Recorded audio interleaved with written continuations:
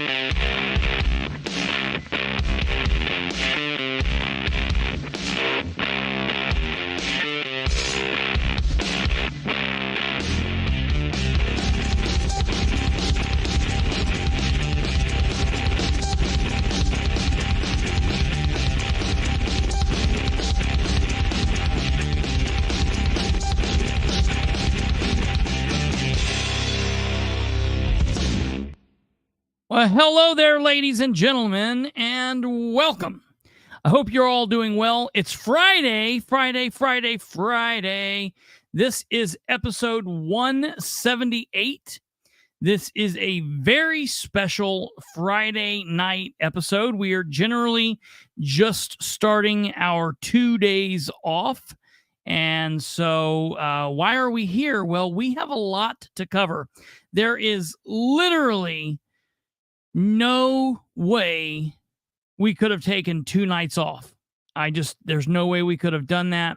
If I would have not pushed forward with the show this evening, by the time we would have got to Sunday, we would have been so far behind. It would have been too much. So welcome, ladies and gentlemen. I hope you're doing well. I hope you've had a great day. I hope you're preparing to have a great weekend. I do want to give you the scoop on what's happening. We will not be live tomorrow. Tomorrow we will be off. That's our regular. We're normally off Friday and Saturday. Tonight we had to go live just because of everything that's going on, but we will not be here tomorrow. So we're going to get everything done today, and then we will be back Sunday. Now, there's a possibility that I might be all on my lonesome on Sunday, as Kate might have to prepare for takeoff. Kate's coming back to Indiana on Monday. And so we'll see what happens. We'll play it by ear. But for all of you wondering, Kate is down below in the duck, making sure everything looks good, putting things up on the screen. And she's getting ready to post something in the comments. Or not in the comments, but in our overlays here in just a second. If I can actually get it up on the screen. I was supposed to have did this before I started talking, but I didn't. So let me get this going here. Ladies and gentlemen, we've had a busy last couple of days. We've had a busy couple of episodes. So I know there's things that I have absolutely forgot over the last couple of days, but we're going to try to capture them all in this episode. But before we get there, as always, I'm going to ask you to do the things, go through in order. If you're watching on YouTube, do us the favor, smash that like button. If you have not subscribed, please consider subscribing. It doesn't cost you anything to subscribe. Hit the bell once you subscribe so you stay up to date and get notifications when we go live. And then most importantly to me are the last 2 little features over here. Comment in the live box over there if you're watching live, or comment down below if you're watching at your convenience on repeat. And above all else, share the show with everyone. You know it's very important. Help spread the word, and it helps get this information out. That is very important to other people in our area. So we've had a lot going on. I have been breaking some of the content down into smaller little sections. Like this morning, we released a video called "Look Out for Bookouts, Old and Illegal Campaign Signs." It's a 10-minute little video that just talks about what the deal is with the campaign signs that Mr. Bookout has, and we're going to come back to that here in a minute because I think that we have something that we need to talk about concerning that. And so if you have not watched that, please do so after this video, of course, after this video. But watch that. And then this weekend, be looking for other content because I will be releasing some other content throughout the weekend. Ladies and gentlemen, before we go any further along in really anything else, we do have to go ahead and let you know we first of all, no, there's no haircut. I've still not received a haircut. I'm just doing the whole gel to the side like I do. It's just a little bit longer. But I got it gelled pretty tight here. Jackie says fans need to set up Bilbrey hair GoFundMe account. I really have started to settle in to, I don't even know who's posting it, but every day they post ponytail by episode 200. I don't know if we're going to be there by 200, but maybe 50, ponytail by 250, maybe. You're breaking up a bit, dear. I better not be breaking up. Is it? If he's breaking up for everybody else, I think it's you. It's your comment because you were freezing there. Or it's your connection. I bet. It's me. Yeah, because you were freezing. It's Army internet. Yay! All right. Is it glitching for me or is it? Yeah. Right. The one, if you're not hearing me.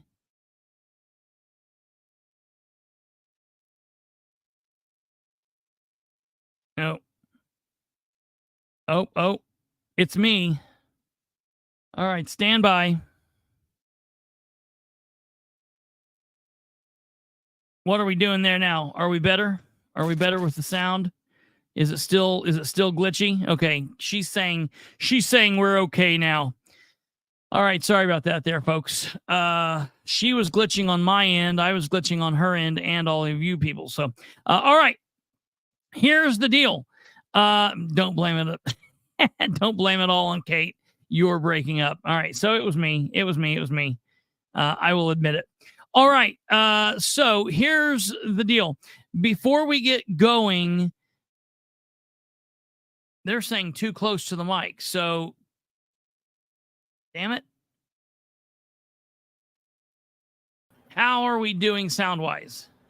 I think you sound good now. Okay. Are we doing well sound-wise? Is it better, everyone? You guys are going to freak me out. Yeah. We cannot continue until we know if we're good. And then nobody comments from this point forward. You're good now. Okay. Very good. That is very important. All right. So here's the deal. Before we get going in the politics and everything, we do have to cover some major breaking news.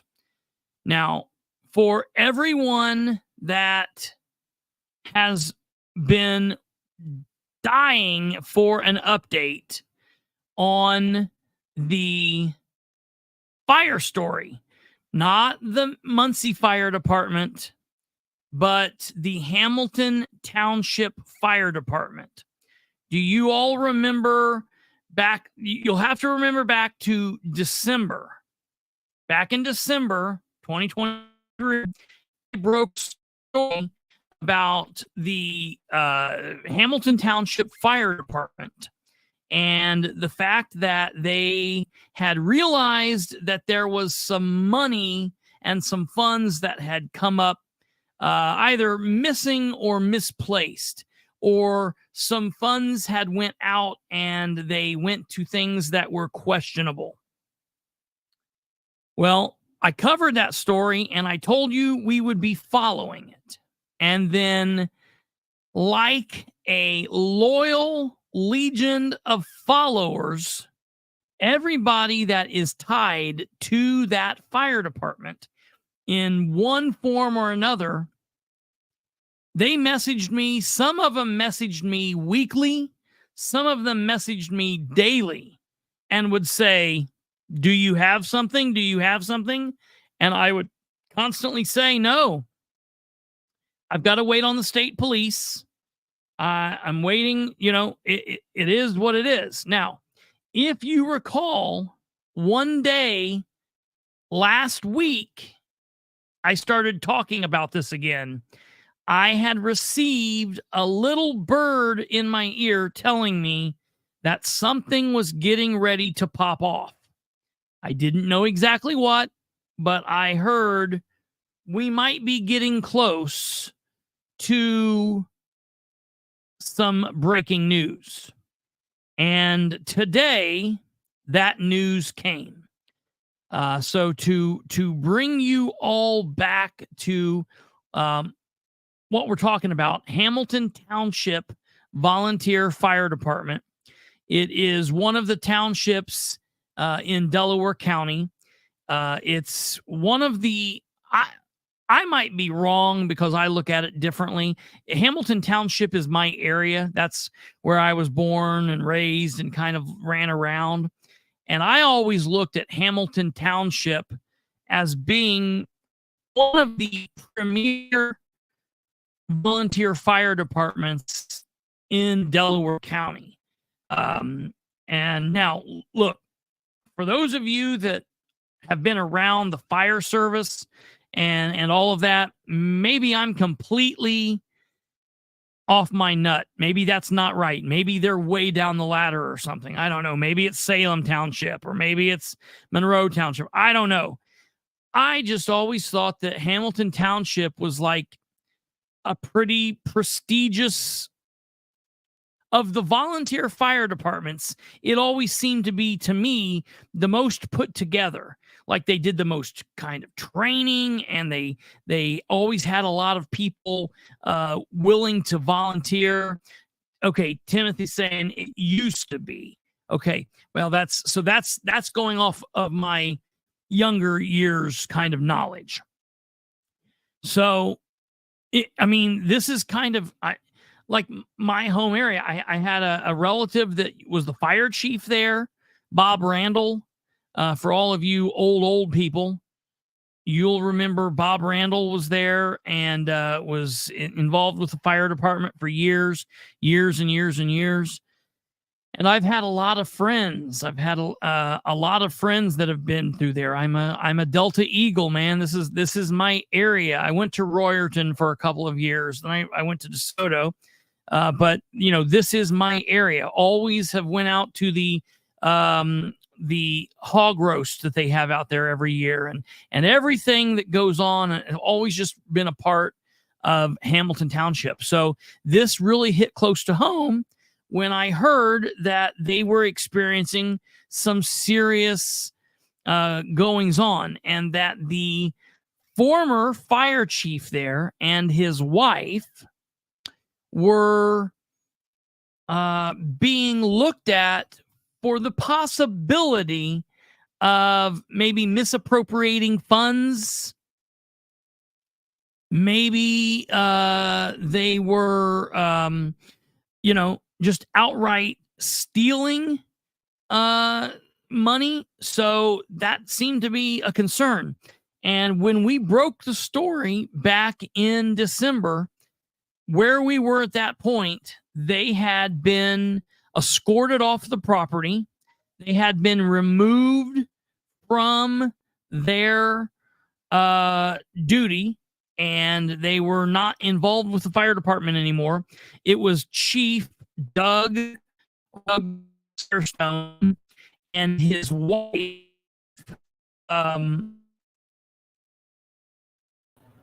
Kerri Firestone. You're getting glitchy again there, bud. When we say it's glitchy, what's it doing exactly? Just cutting out, going low, high, or what? Picture's freezing, and then the sound is cutting out and then coming back. I don't know. I can't do anything about the picture freezing, but all right, we're just going to try to roll with me. Roll with me. If the sound gets bad, let me know, but we'll just try to roll through it. We'll see what we can do. And it's probably the weather. We are about up. Thank God I'm not really in the basement, or I would be flooded. It's a good thing I'm on the second floor, or we would be in serious trouble. We're going to chalk it up, hopefully, to rain. You get watery sounding. Still, is it still like that? Okay, we're good. All right. Anywho.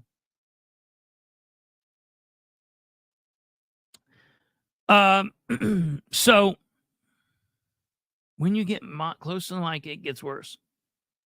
Seems to be more of a video feed issue. Okay. That's what I was hoping there, Stumblefoot, that it was more.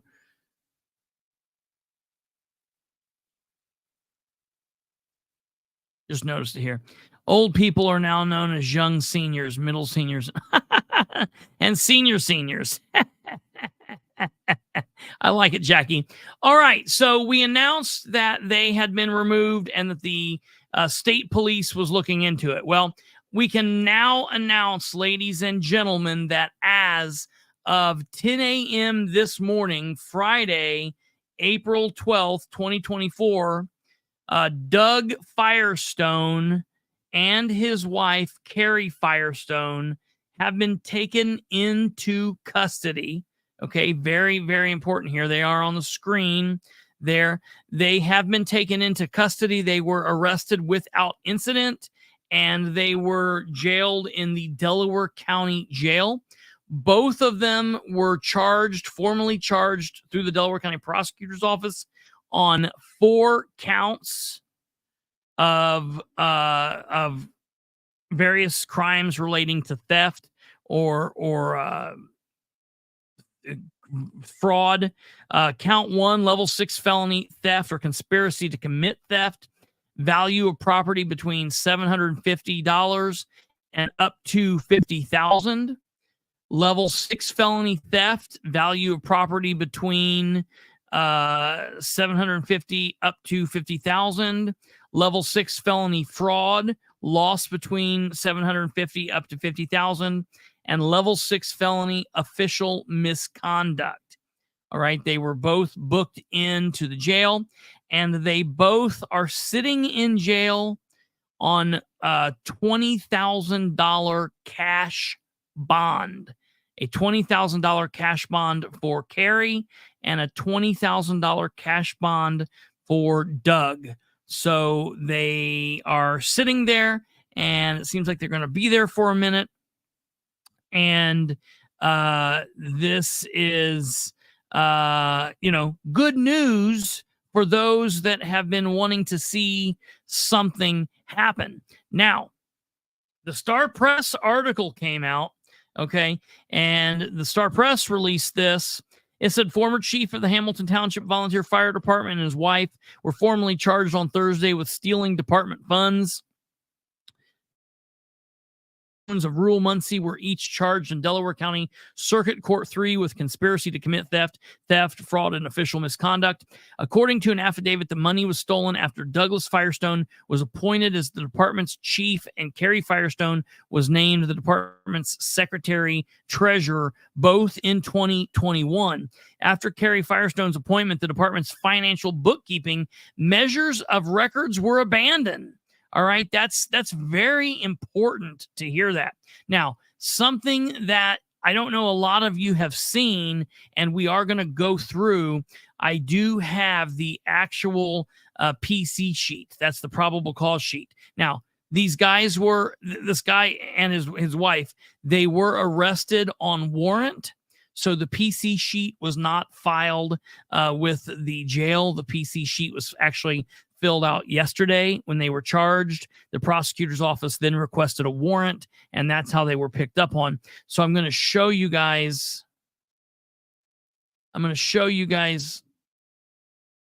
This PC sheet here. And I'll blow it up here so you guys can see it. Stand by. you guys to be able to see this as well.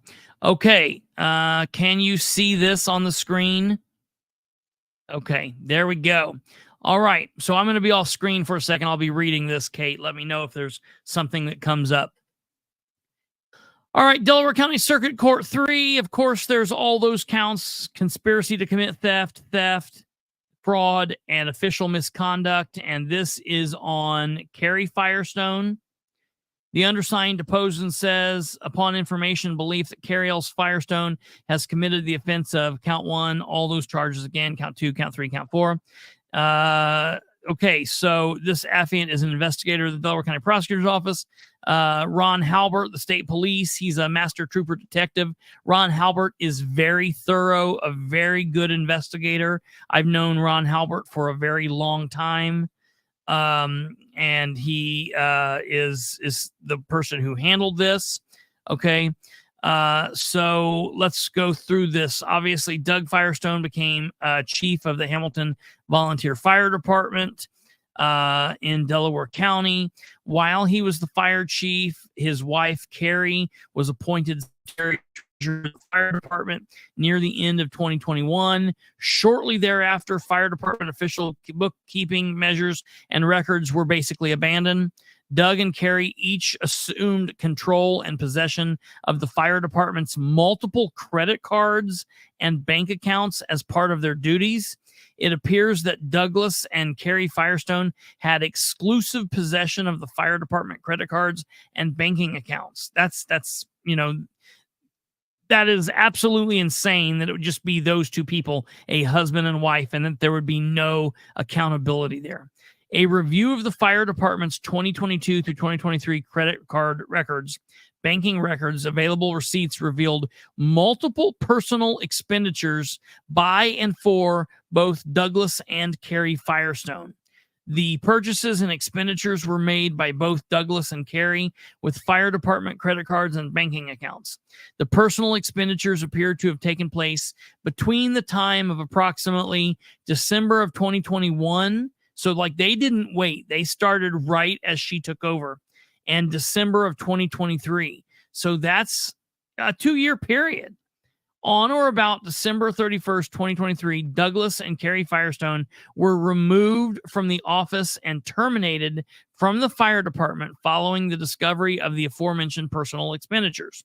Douglas and Kerri Firestone used the fire department credit cards and or banking accounts for expenses or expenditures for their personal vehicles, including gasoline purchases, repair charges under the guise of personal vehicle leases, which appear to either be non-existent and or fraudulent. The investigators spoke with several individuals and witnesses related to either previous or current fire department members and or administration, and learned that the personal vehicles are not leased to the fire department. Rather, the fire department has a Dodge Durango that is dedicated and available to the fire chief. Doug and Kerri used fire department credit cards and or banking accounts for the college tuition payment of their son, which is just nuts, under the guise of a scholarship award that appears to be obviously fraudulent. The tuition payments were made on the son's behalf for in May of 2022, September of 2022, March of 2023, September of 2023, and totaled approximately $16,269. The state police investigators spoke with several individuals and witnesses related to either previous or current fire department members and or administration, and learned that there is no scholarship fund or scholarship committee at the fire department. In addition, multiple purchases were made at local retailers and restaurants for apparent personal needs, such as swimming pool supplies, a refrigerator, multiple tools. Neither station has a swimming pool, and why would they? The investigator did not observe a new refrigerator and tools at either one of the stations. Additionally, Kerri Firestone made several apparent personal purchases with fire department credit cards and or banking accounts, such as luggage, dog treats, and personal hygiene products. Personal hygiene products. Dog treats. During this time period, several transactions from the fire department to the Firestones, including handwritten fire department checks, which were written and made payable to Kerri Firestone. These checks were labeled as reimbursements and were without corresponding receipts. Furthermore, mobile payments were made from the fire department account to Kerri's personal credit card account. Furthermore, mobile payments were made from the fire department accounts to Kerri's personal credit card account. That's insane. Moreover, the fire department paid approximately $19,000 on their son's personal credit card. Douglas and Kerri Firestone were interviewed by the investigator, and both Douglas and Kerri Firestone admitted to making many of the purchases and expenditures. Douglas Firestone claimed that other fire department members used his fire department credit cards and he did not obtain receipts.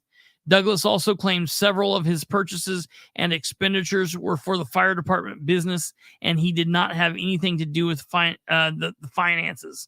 So what's amazing here is he's trying to throw everybody else under the tanker truck, and he's also saying, that wasn't me, that was my wife.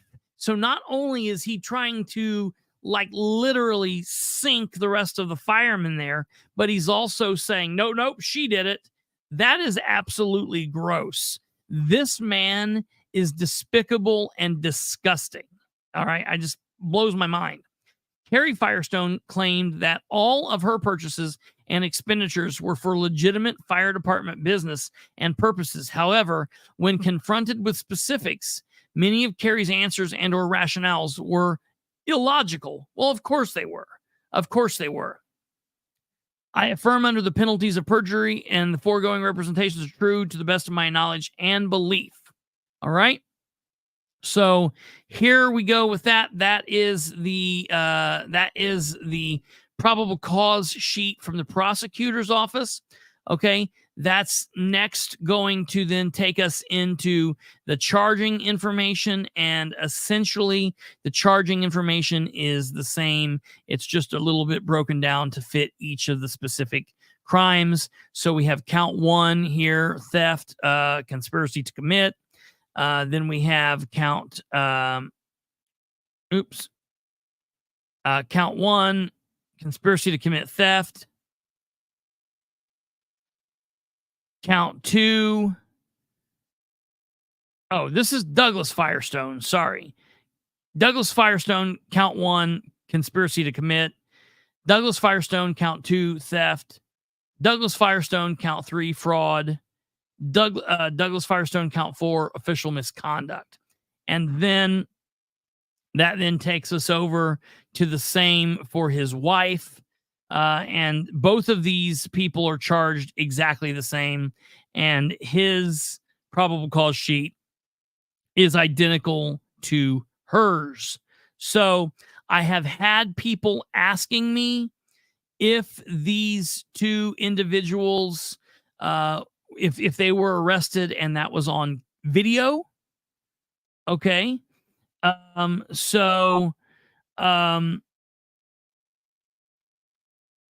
You know, I think that is very interesting there. I'm sure that the police interviews were on video. Those will not be releasable until after the trial.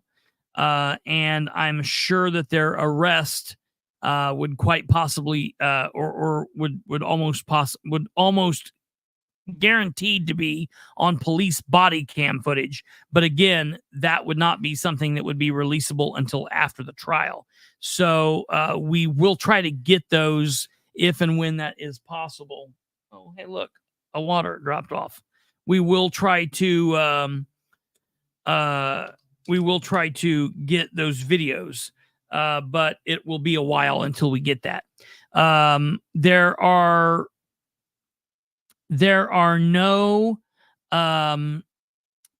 no court date that I'm aware of currently. Let me look here and see if there's anything as far as in my case For anyone wanting to know, in case you want to write this down and follow it, I guess I can put it here in the chat and let you guys see it. Give me 1 second here, and I can put this up here. If you guys are interested in following the cases on my case, and if you guys want to be able to use the cause numbers, I'm going to add those here so you guys will be able to see that. The cause number for Doug is 233, and the cause number for Kerri is 234. So it's 18 CO3 2404 F6 dash, and you don't have to say the zeros, dash 233. And then hers is 18 CO3 2424 or 2404 F6 234. If you just enter that into my case, you'll be able to follow along, and you'll be able to see when the court cases come up, when they have trial, and yada, yada, yada. This is not something that I would expect to go to trial. I assume that they will take a plea. I would be shocked if they didn't plea. So we'll just have to see kind of what goes on with that. But I don't see this going to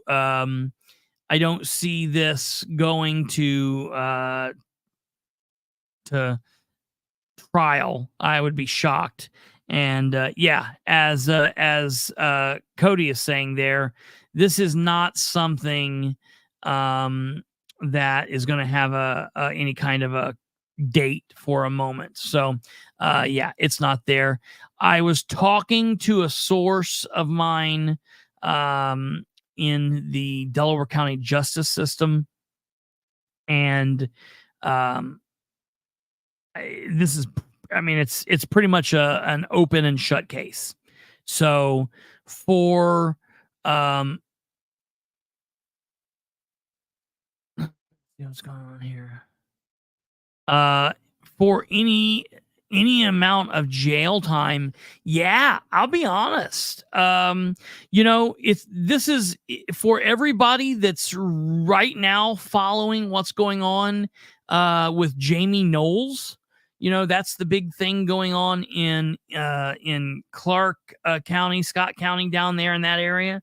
And he just was put in jail for 60 days due to contempt of court. And, he essentially did the same thing. Now, what he did was on a larger scale, but I think what we're going to see is people that do this are going to start, hopefully, getting the book thrown at them, because not only, think about this. You have a person who's in a position of power and position of authority, a position of trust, and they're doing this, and it's eroding the trust that the citizens have in the agencies, in the public employees, in the public workers, in public servants. But then the other thing it's doing is it's causing people to not want to go and be around this kind of behavior. Okay? So, for example, when we were talking about Hamilton Township Volunteer Fire Department being a premier place, in my memory, that was because of the level of training and experience and people that were there, and the number of years that they had there. People went and they stuck around. Well, I've talked to 2 people just today. I talked to 2 people within the last 2 hours that said, I was there and I was part of this and part of the team, and I got word and got a feeling that something wasn't going right, and I got the hell out of there. I didn't want to be around this. And so when that starts happening, what one of the persons told me was everybody that had any real experience or training there vacated.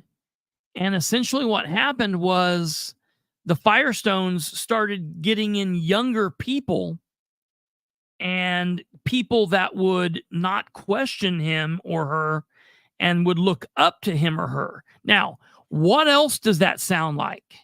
Who else does that sound like? Does anybody have an idea of someone else that we talk about quite frequently that has got rid of a lot of experience and now has a younger, less experienced staff in? Well, we've talked about that with Ed Carroll.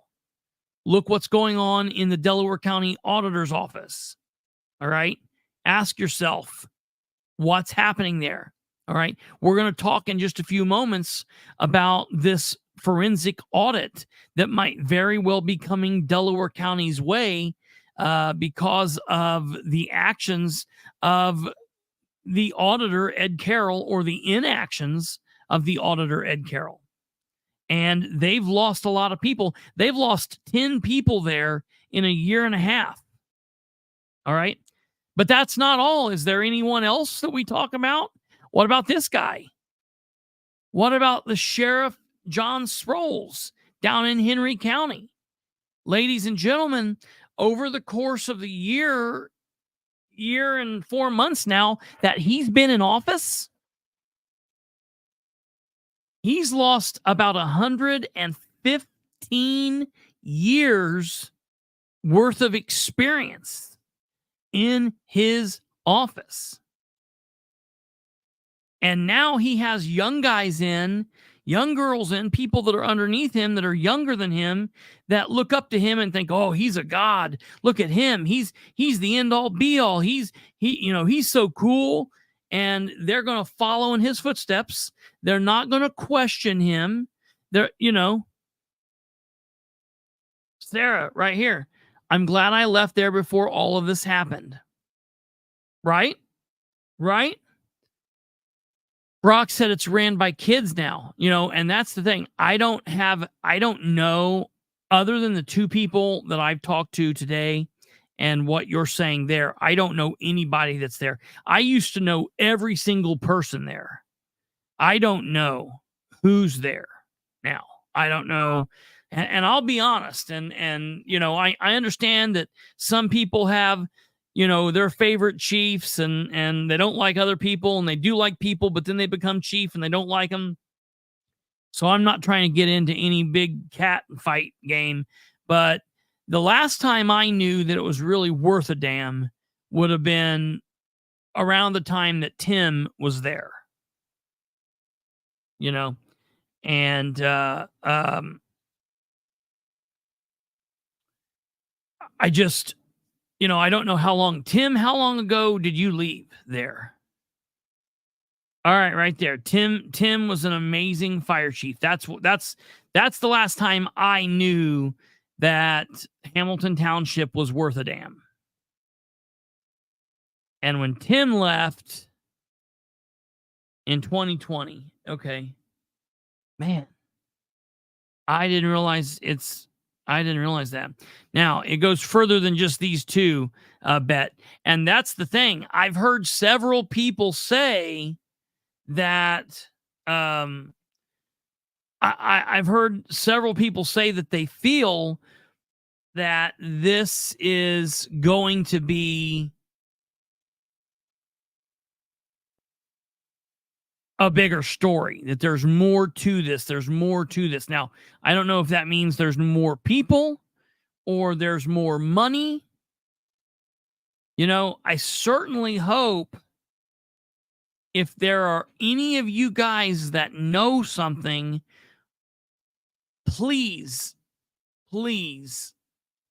even if you feel like what you think you know isn't very big, I would ask you to consider reaching out to Ron Halbert, reaching out to the prosecutor's office and saying, "Hey, I might have some information that might help you." Because listen, the whole thing with the former sheriff down in Clark County with Jamie Knoll, all right? With that going on down there, everybody knew that that was happening. Everyone knew that was happening.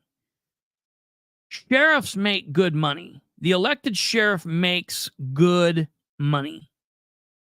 But they don't make the kind of money that would allow Jamie to live the life that he was living. Now, I'm not saying that the Firestones were living a life as, crazy as the Knowles were.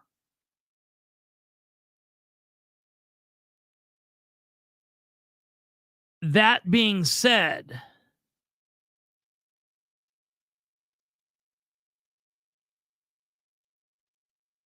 it doesn't mean that this is all the money that's been taken. So I surely hope that people are looking at what's going on. Okay, let's see here. Kelly Allen says the department is being ran by adults, not kids. Where are you getting your information? And I would assume that Kelly, I don't know, someone said that back here. I don't know who said it. Someone said it back there a little bit ago, maybe Brock. I hadn't heard specifically that kids were running it. What I had heard was that because of all of this chaos and all of this turmoil, that essentially all of the people with experience and training have left. And basically what's happened is there have been people specifically under Doug that were coming in that were younger and wouldn't question and yada, yada, yada. That's what I heard.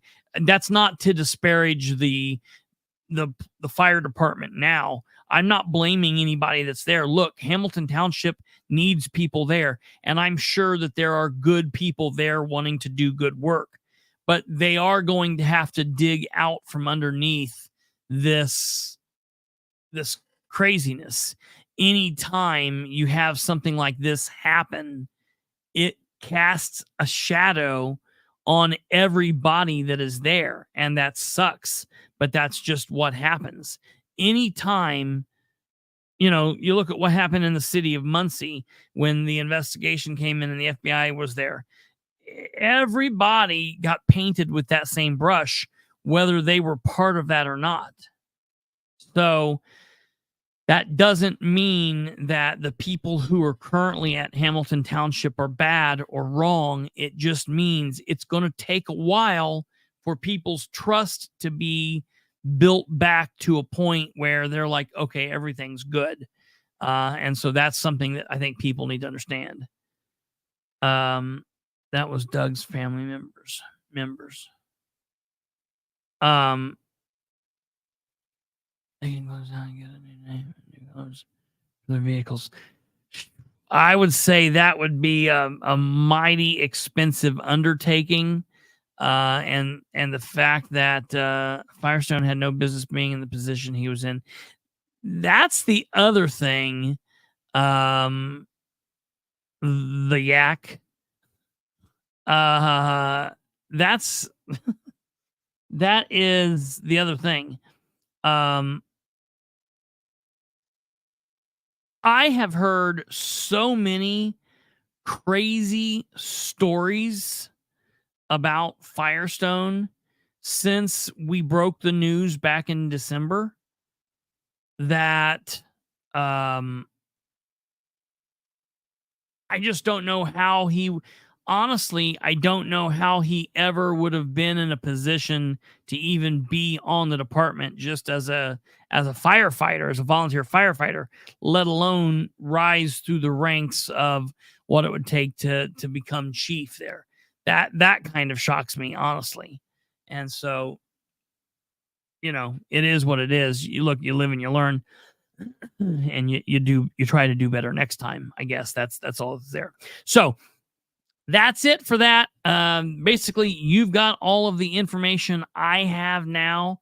Kelly, how are you involved with the department? I'm grateful my son left there. Misty Green. I'm okay. Yeah. Look, that's the thing, especially now with the Firestones being in jail. Okay. I mean, I don't know when they're going to get out, but I mean, $40,000 for both of them. I would have to think at some point they will be out, but either way, they will be out. He was the only one on the department that had the certs. Oh, okay. Well, that's the way. Okay. That sucks. So I guess when that happens, I guess. Oh, Tim says no, he wasn't. Okay. Well, now we've got fight it out. I don't know what the deal was there, but I'll tell you this. It's going to take time for this to heal and for this to go back to being okay. But now that they are preparing their defense, essentially, I will say that now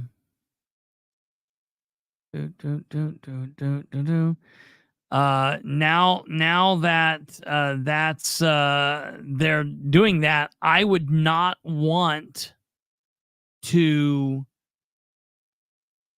be someone who was there when they were there, because they're going to now be attempting to throw people under the bus. And some of those might be legitimate, I don't know, and others might not be. I mean, we heard right there in his probable cause sheet, he said, there were other firemen that was using my cards and I didn't get the receipts, and then he was like, well, I didn't have anything to do with finances. So he's pushing that off on his wife. And it's like, I don't know, I have no idea. Yeah. So I would not want to be around. And if I was there while he was there and I knew anything, I would contact the state police. I would contact the prosecutor's office, and I would say, hey, I just want to give you guys the information and let you know. And if there's anything that I have knowledge of, I want to tell you, because I wouldn't want him to be saying, well, now wait a minute, Kristopher was there when I was there. And that would be just something that I would not want.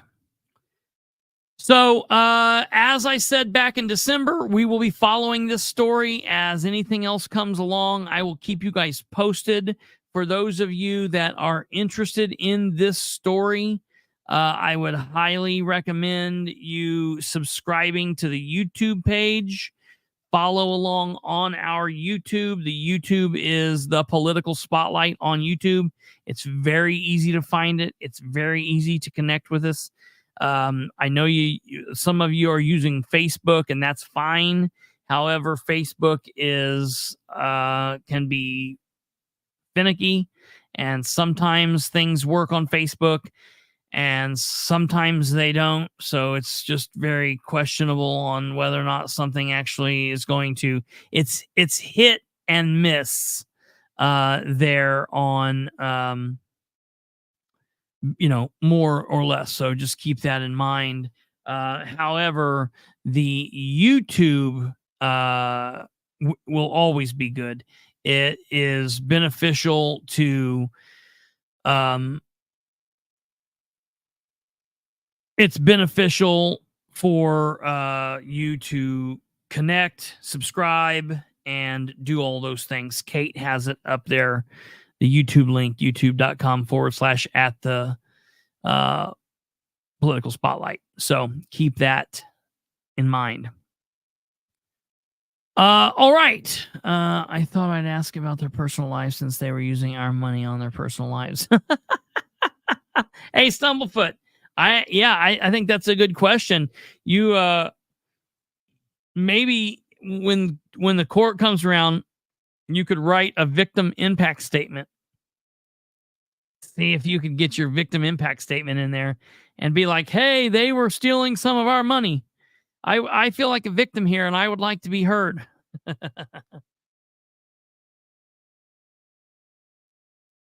All right. Next. It's probably time for me to send these pictures to Kate. So Kate will actually have what I am trying to get to her. And this is going to be a weird next story. So for those of you that watched 2 nights ago, I talked about the fact that Brad Bookout does not have many signs. He's not campaigning. He is a paper candidate, okay? And if you want, you can go, you can look at the 10-minute video. It's worth a look. It's definitely worth your time and your trouble to watch and see what's going on there. It's definitely worth a refresher. But that said, I can give you a little bit of an understanding right here. And that the only thing I'm concerned with about Bookout is he has Alva's job. Yeah, mine too, Alva. So the thing is, with Bookout, he's been MIA since March 14th. He has not been at events. He's not been campaigning. He's not put out literature. He's not sent out mailers. He's not knocking doors. He's not going to parades and events. He's just not been around. And we were really, really pushing this idea that, oh, he's a do-nothing candidate. He's a paper candidate, meaning he's on paper only. He's not campaigning really, yada, yada, yada. And I think that their campaign got so sick of hearing that. All right? I think that they got so sick of hearing us calling him a paper candidate that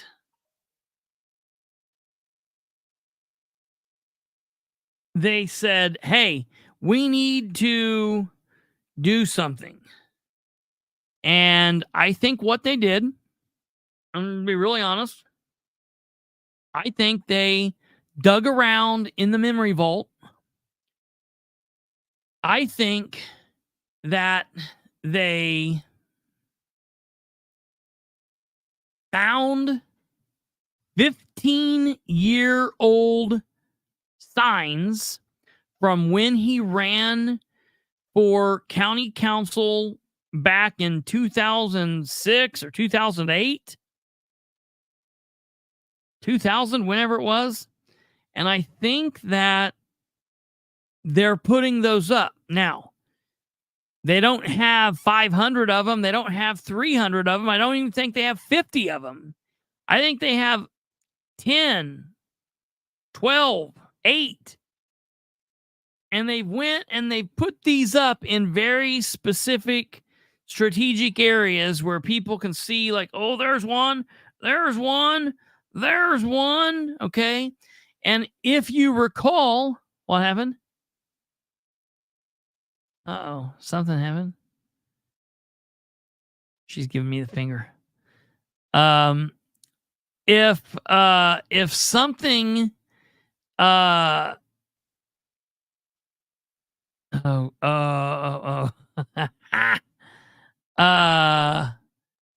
if you recall from, when was it?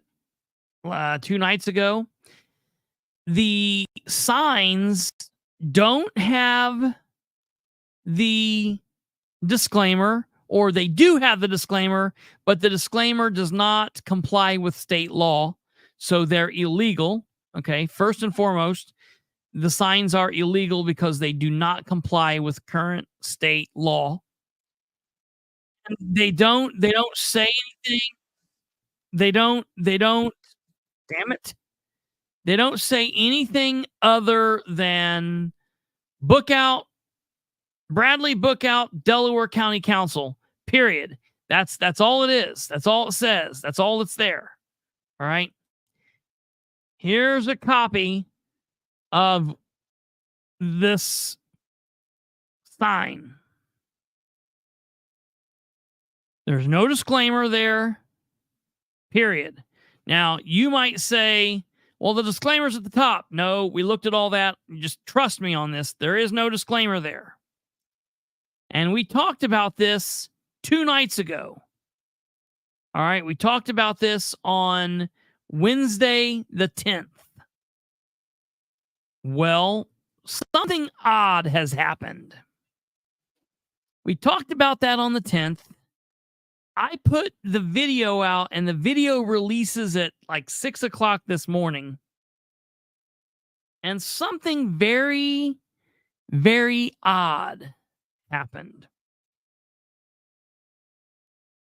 Someone was driving down the road, and they just so happened to see a little truck pull over on the side of the road right by where a book out sign was. And they were watching this person, and they thought, I'm going to sit here and I'm going to watch what this person does for a minute. And they pulled out their handy dandy phone. Now, granted, it seems like it's Bigfoot, because I never understand why anytime I'm videoing something, dude, it's like I'm the CIA. It's crystal clear. You better bet that if you're doing some kind of crime with no pants on, I can tell how many hairs are on your butt. All right? I don't have any of these janky phones that makes it look like I'm looking at a UFO or Bigfoot. So, look at this. Someone captured an unknown individual taking down a book out sign out of the yard. The person grabbed the book out sign that was in the yard, grabbed it, and walked back to the truck. Now, there's a video of this, but the video is really grainy. This is as cleaned up as it could get. Now, I didn't take this video, and had I been there, I would have known instantly what was going on, or at least who was going on. But the person that was videoing this didn't have a clue what was happening.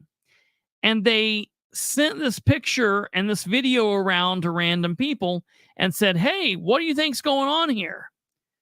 Well, as soon as this picture opened up in everybody's cell phone, everybody who saw this picture said, well, that's Bradley Bookout. Here's a picture of Bradley Bookout. Notice his head shape.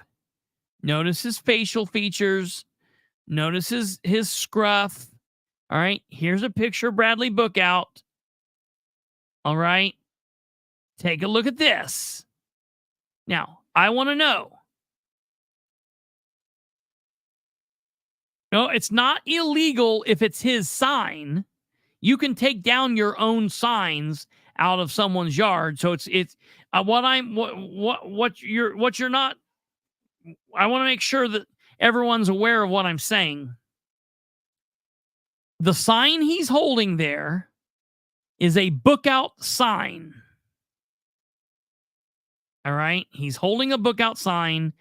Here's what the book out sign looks like. Okay. To remind you, here's what the book out sign looks like. Bradley Bookout, Delaware County Council. No disclaimer, nothing on it. And there was a Bradley Bookout sign along Cowan Road. Had been there, one of these, strategically put signs. And a man stopped in a truck and he got out. And the person that was capturing this just so happened to capture this still image. Well, he didn't know who it was. Well, the second I saw this, I said, that's Bradley Bookout. That's Bradley Bookout. That's Bradley Bookout. Period. Okay? That's just the way it is. That's not, that's not, it's not Eddie Bell, obviously. That's not, that's not Nora Powell. That's not Allie Craycraft. That's not Ed Carroll. Okay. That, my friends, is Bradley Bookout. So the question becomes, why is he taking down his own signs? There are three reasons, and I want you guys to pick your top reason. I want you guys, reason letter A,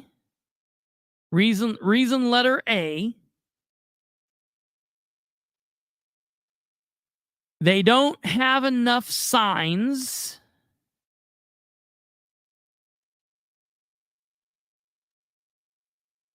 And he is going out, putting signs up in locations, and after a few days, picking them up and putting them in other locations. That's reason number A, letter A. Reason letter B, he realized that sign was in the right of way, and he watched a post of mine yesterday on social media about the fact that there are some people who are putting their signs in the right of way, and because they're part of King's posse, nothing's happening with them. So he was removing it from the right of way. That's B. Or C, they, as fans, watched the show on the 10th or watched the episode from this morning, the video from this morning, and they realized, oh shit, we're in trouble. These signs don't have disclaimers on them. And now they're going to pick up all of these signs to put the disclaimers on them and then put them back out. What do you all think is happening?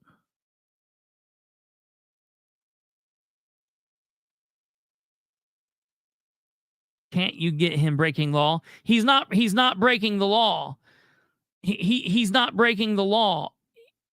If that is in fact Bradley Bookout is perfectly legal to take down his own signs. So that's not breaking the law. If I'm running for council and I, Kristopher Bilbrey, candidate Bilbrey, come put a sign in your yard, I'm able to take that sign down if or whenever I want it. The two people that can touch that sign would be me and would be you. Okay. So there's nothing illegal. What would be illegal is if he's leaving the signs up with no disclaimer. So this is going to be easy to find out which one he's doing.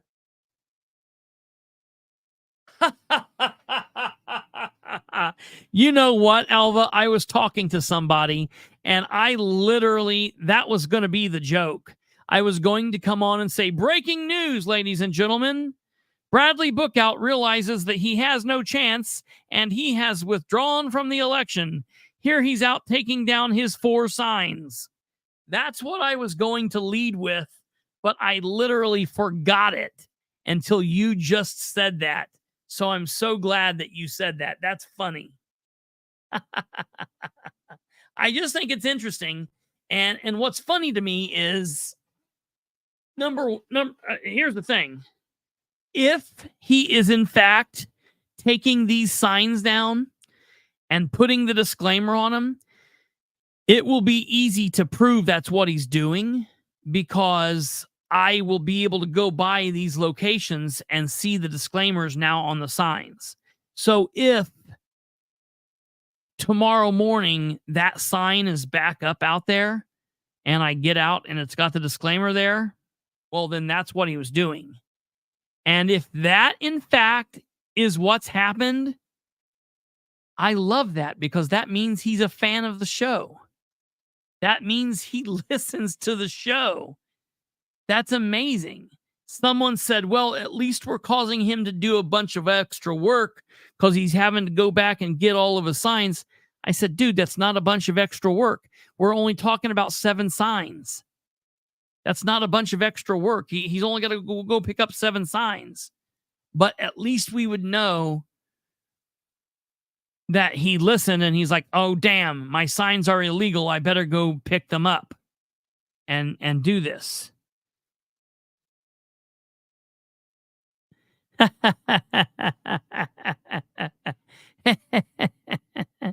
Headline, no. He concedes the race to the other people running, and he goes ahead and resigns his job for Alva. That's exactly what he's done. But I'm going to tell you, anybody that was looking at this that didn't realize that this was Bookout, you guys need to go get your eyes checked. Because, I mean, I'm telling you, that is Bookout. As sure as I'm sitting here, this dude is Bookout. There's just no other way. No other way. All right. Hey, before we go into the next part of the show, I want to remind you, if you're on YouTube, to do these things over here. If you haven't done them, now's an awfully good time to do them. Or if you're watching on Facebook and you've made it this far and you're still watching, maybe I could ask you to jump from Facebook to YouTube. All you have to do is go to YouTube and then search for The Political Spotlight. Boom, bang, pow, we pull right up. And when you do that, then smash the like button, hit the subscribe button, ding the bell so you get updates, comment and let us know that you have done that, and share the show with everyone you know. Is there a penalty or fine for not having the disclaimer statement on a campaign sign? Yes, there is. There certainly is. I don't know what it is off the top of my mind right now, but there is a penalty. Absolutely. Well, it's actually a criminal offense, isn't it? It's like a misdemeanor. I know to remove a sign from a yard is a crime, but I can't remember with what we were looking at last night. Indiana. I can tell right here if it is Indiana. Political.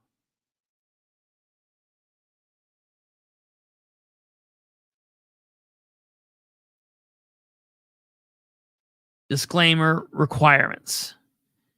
Okay, let me just pull this up here real quick and I'll tell you. Yeah, look, I'll put it to you this way. There's definitely some kind of penalty. The complaint would go before the Indiana Election Board, and they would have to determine, and they could determine basically anything. They could determine if you're not part of them, they could chop your head off, or it could be like, okay, it's all right, you don't have to do anything. Any number of things they could do. Let's see. It doesn't actually tell. I found it. What is it, Kate? Is there a penalty for circulating or publishing literature or other material concerning a candidate without the required disclaimer? Yes. The penalty is a Class A misdemeanor up to a $5,000 fine or 1 year in jail, or both. A civil penalty of up to $1,000 may also be imposed for a disclaimer which is not presented in a clear and conspicuous manner, according to Indiana Code 3-9-4-16 and 17. So there you go. That's what. Wait, give me that code one more time. The first one is for the $5,000 fine is 3-14-1-3. And the civil penalty one is 3-9-4-16 and 17. Okay.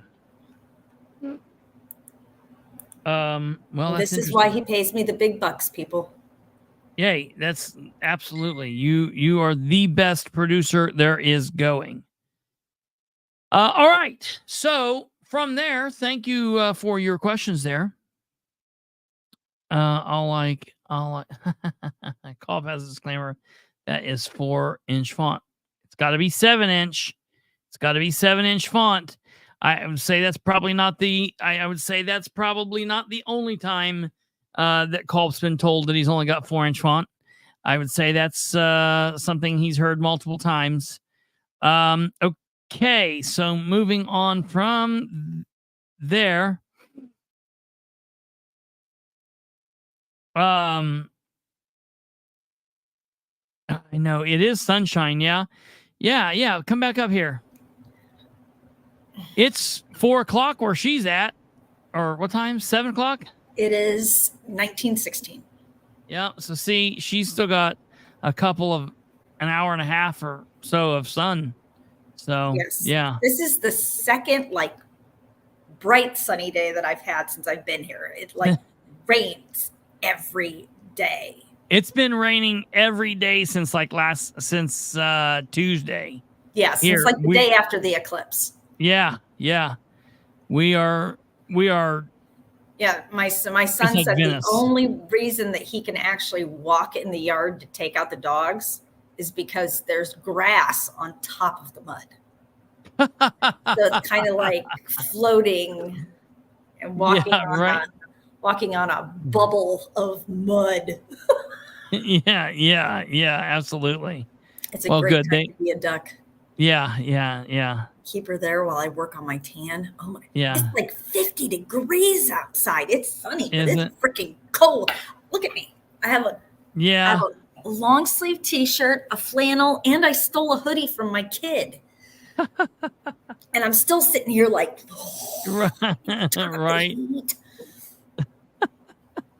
That's hilarious. It's cold. It sucks.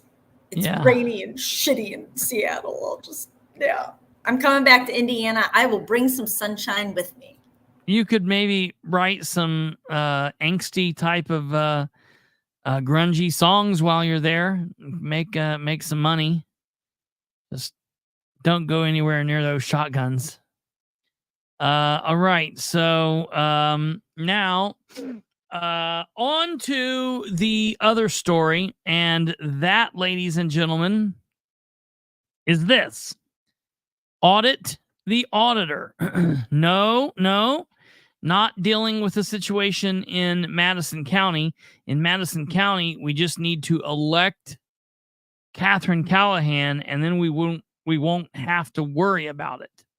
But for those of you that are in the Muncie, Delaware County area, you may or may not have noticed the Star Press ran an article today, and if I can get them to pop up.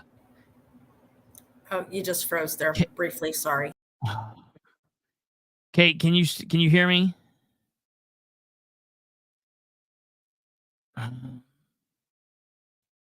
Let me know if you can hear me,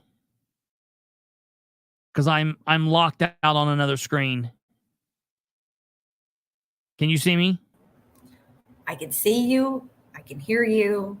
It's tiny bit glitchy here and there, but just keep plowing through. It was a sustained glitch, so that's why I popped up that. But now you're good. So just keep you're fine. on going. Well, I'm getting ready to click over on the Star Press, and it's being a little funky. So if I disappear, that's what I'm doing. Okay. So, okay, here we go.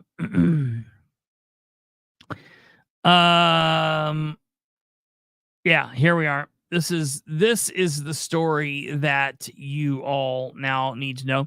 For those of you that are not in Delaware County, we might be finally making some headway. For those of you that are here in Delaware County and have not seen or heard, folks, we just might be getting through. County councilman met with state investigator on allegations against auditor and commissioners.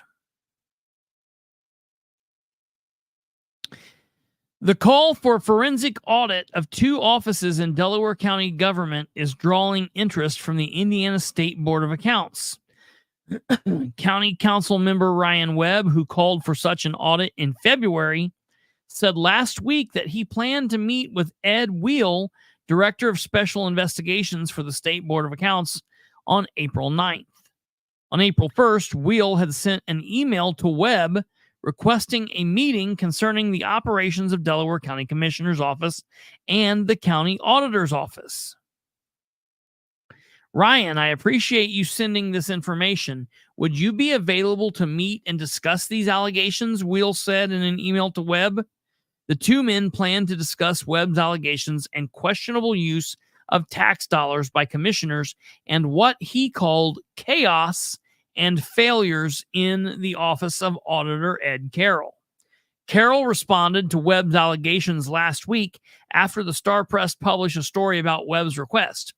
We have no issues with an audit, Carroll said as he prepared a statement. In fact, we welcome to come in and perform an audit. I don't know why he left out the State Board of Accounts, but it was whatever. We currently perform 7 audits annually, which includes all the departments within Delaware County government and includes but not limited to grants, contracts, revenues, and all expenditure claims. Carroll said that Webb's call for an audit of his office was a political ploy and a waste of time and a big waste of taxpayer money. Again, audits are done in every office, including the auditor's office, every year. Okay? He's right. Except the next line sinks it. But forensic audits differ from other audits that those performing the inspection of the records would be seeking evidence that potentially could be used in court. They are not the same as a regular or annual audit. Clear. I don't know how much clearer it can be made.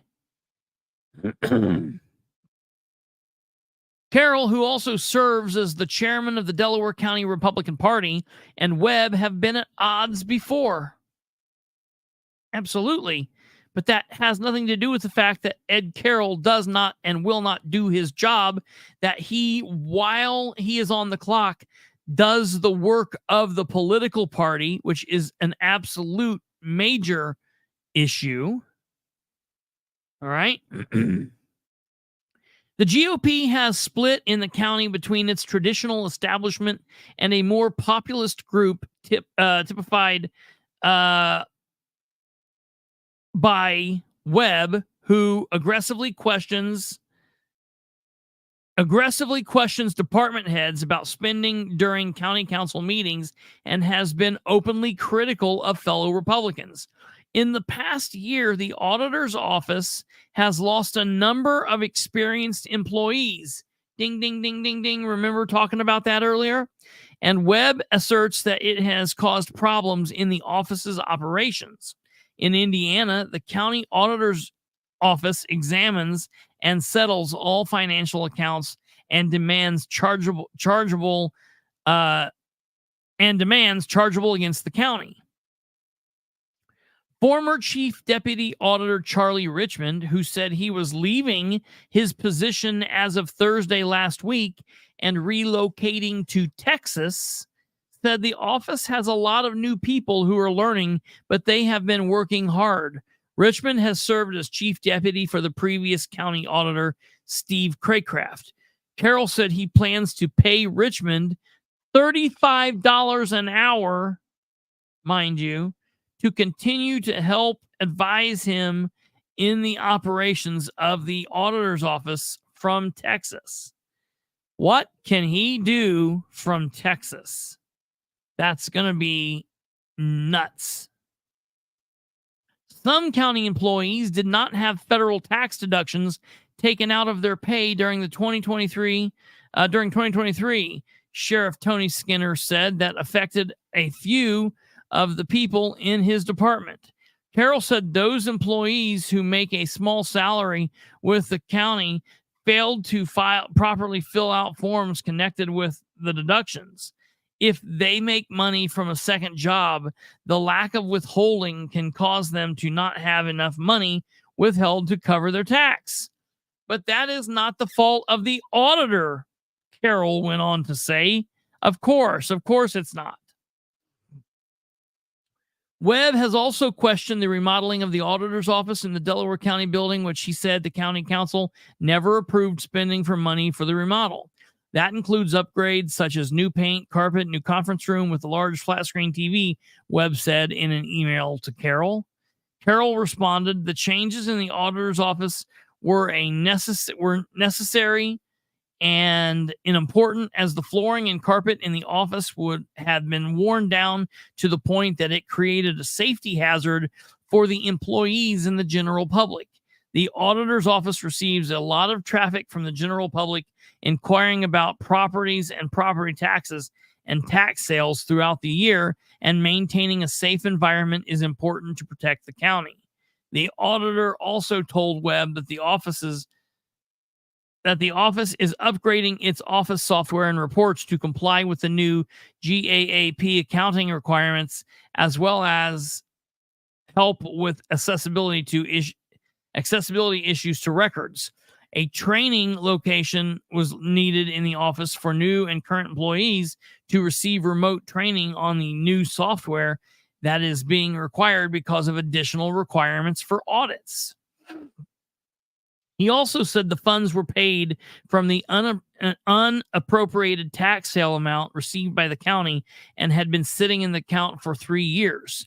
Traditionally, auditors in Delaware County and other counties have used this money for improvements to their office for tax sale purposes, he said. Carroll said the expense of remodeling was about $40,000 and added that the project could have a total cost in excess of $100,000, but the auditor's office worked with the county building staff and community corrections to reduce the labor cost. And here we see James King for some unknown reason. Okay, that's always amazing. It's like they are making sure they get their blurbs in. Vote for King, vote for King. We know better than that, right? Regarding the county commissioners, it's because they go into the commissioners. I forgot about that. Regarding the county commissioner's office, Webb contends that James King, president of the commissioners, along with Delaware County Economic Development Brad Bookout and Bookout's associate Bill Walters, traveled to Las Vegas for a guy's trip and then falsely labeled the excursion an economic development expenditure. Webb wrote that the officials stayed for multiple days in order to go to the SHOT Show, which Webb called the biggest gun show in the country. Webb is seeking re-election for one of the 3 at-large seats on the county council. And it's kind of interesting how it just like ended just like abruptly there. All right. So that's the article that the Star Press put forward. That is an article by David Pennicuff. I do think that we are going to see a forensic audit from the auditor's office in Delaware County. I think that we need to see that. And there are still a couple of other areas that I am currently not at liberty to say, and I need to hold off on them just for a moment longer. But I can say, number one, again, people need to remember, as we've said the last couple of nights, there is a difference between corruption that is illegal and corruption that is immoral. The only difference is one of them you can go possibly to jail because of and be in legal trouble, and the other you might not get in trouble, but it's morally wrong or people might question it. Those two corruptions are wildly different from one another. But at the end of the day, corruption is corruption. Just because something might be legal doesn't mean that it is good or beneficial. Now, the other extremely frustrating part of this, and something that I just absolutely am pissed about, is the fact that we live in a community where the only paper of record, get this, Catherine Callahan, the only paper of record for our community is the Star Press. I have never been vulgar to or with the Star Press. I have never outright cursed them and nasty like crazy. I have poked and prodded them. I've questioned them. I've called them out. I've asked where they've been on stories and reports. But I've never been nasty. I've never been inappropriate. I've never crossed the line. However, the Star Press, the paper of record here in Delaware County, in Muncie, has me blocked from social media. I cannot go to Facebook,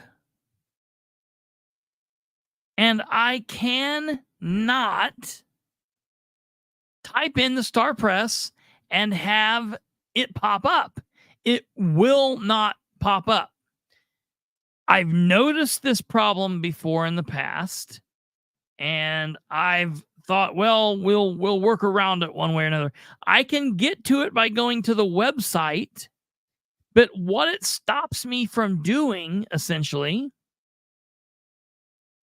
is it stops me from, number one, being able to share Facebook Star Press posts with others on Facebook.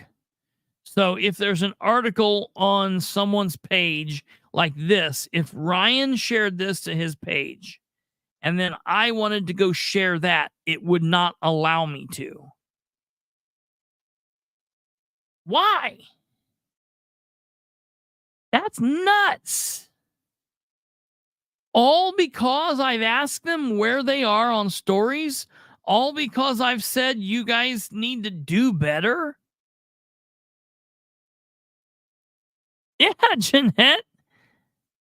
They have me blocked. Now, I've contacted them by email before. They've never responded. I've contacted Gannett before with no response. I think this next coming week, I'm actually going to go up to their office and ask why they have me blocked. I think that's what I'm going to do. I'm going to take some time.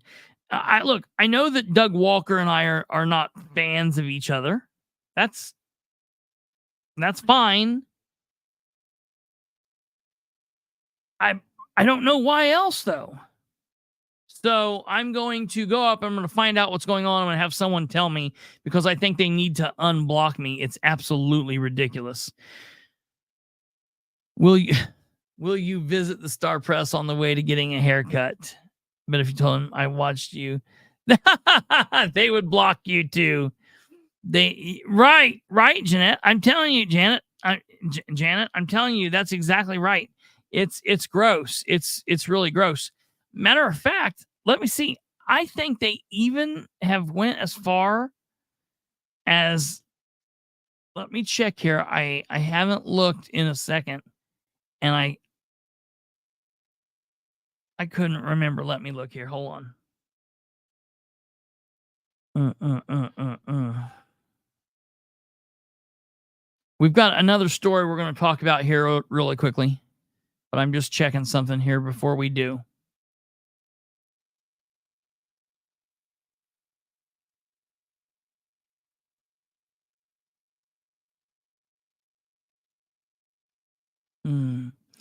So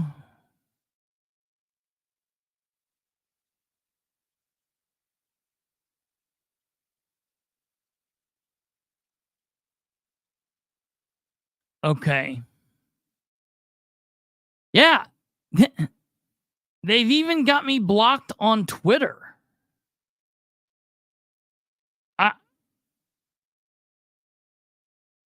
Doug Walker has me blocked on Twitter. I know it has something to do with Doug Walker. Isn't Star Press included in the first one? No. I don't think, for example, I don't think I could sue them. Not that I would necessarily particularly want to, but I just think that I don't think that I could sue the newspaper and be like, you have to. I don't know how that would work. I'm not particularly interested in that. I think it's funny. I think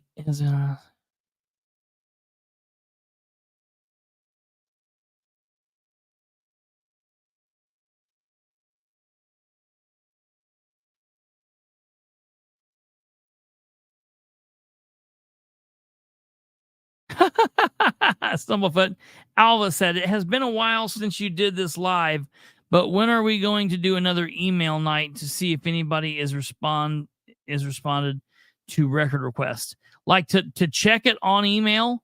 I will. I have my email pulled up. Let me check here. I know that I checked it today. I know that there was nobody. I sent out some follow-ups today.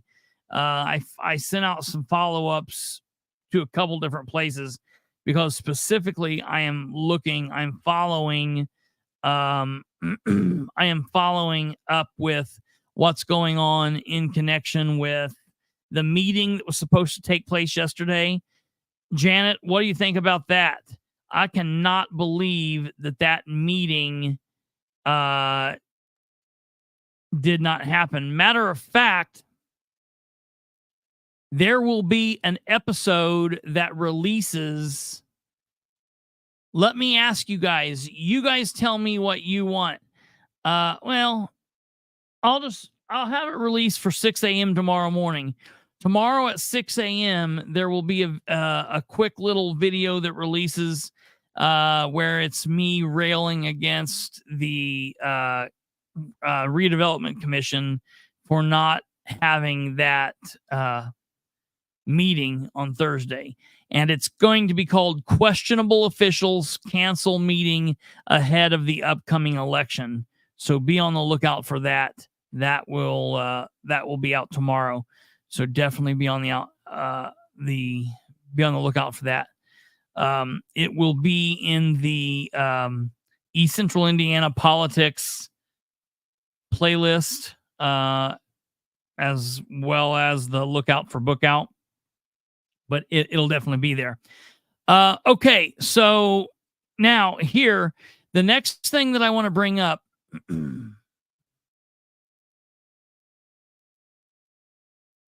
if I can get it to come up.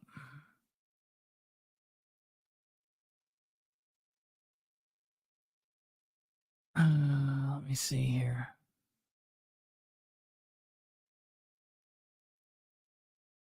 Give me 1 second here.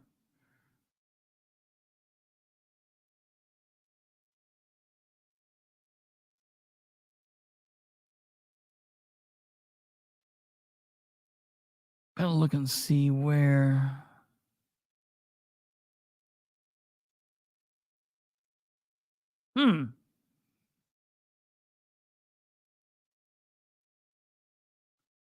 I would have figured that they would have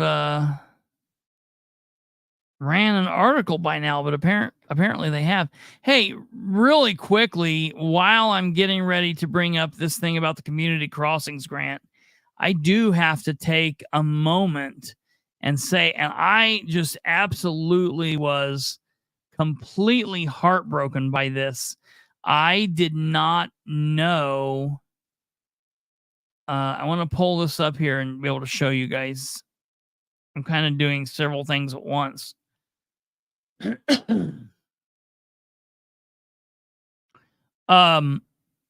we go.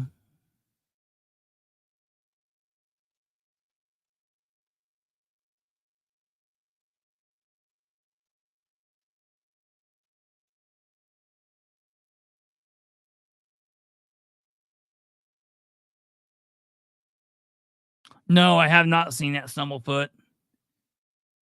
That's crazy.